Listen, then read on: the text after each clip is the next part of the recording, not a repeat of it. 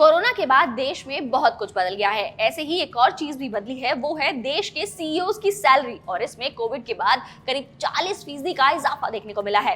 Deloitte की एक report के मुताबिक इंडियन सीईओज की सैलरी अब औसतन 13.8 करोड़ रुपए है। हालांकि सीईओज की सैलरी में इंसेंटिव्स का काफी ज्यादा योगदान होता है और ऐसे सीईओ जो प्रमोटर परिवार से आते हैं या फिर उनके सदस्य होते हैं, उनकी औसतन सैलरी 16.7 करोड़ रुपए होती है।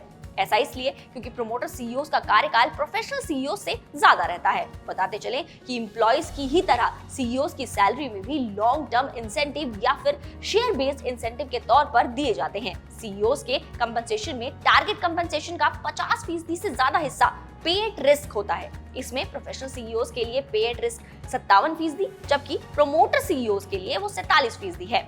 वहीं प्रोफेशनल सीईओज को उनकी सैलरी का 25% लॉन्ग टर्म इंसेंटिव के तौर पर मिलता है और इसका ज्यादातर हिस्सा कंपनियों में शेयर लिंक्ड इंसेंटिव के जरिए पे किया जाता है। बताते चले कि लॉन्ग टर्म इंसेंटिव्स में शेयर बेस्ड इंसेंटिव देने वाली कंपनियों की संख्या लगातार बढ़ रही है। 2020 में ये 63% थी, जो कि अब बढ़कर 2024 में 75% तक आ गई है। वहीं अगर सीईओज के इंक्रीमेंट की बात करें तो सीईओ और सीएक्सओ के परफॉर्मेंस को चेक करने के लिए ज्यादातर कंपनियां एक ओवरऑल स्कोर बोर्ड का इस्तेमाल करती हैं, जिसमें कि फाइनेंशियल और नॉन फाइनेंशियल मैट्रिक्स और उनके टारगेट्स शामिल होते हैं।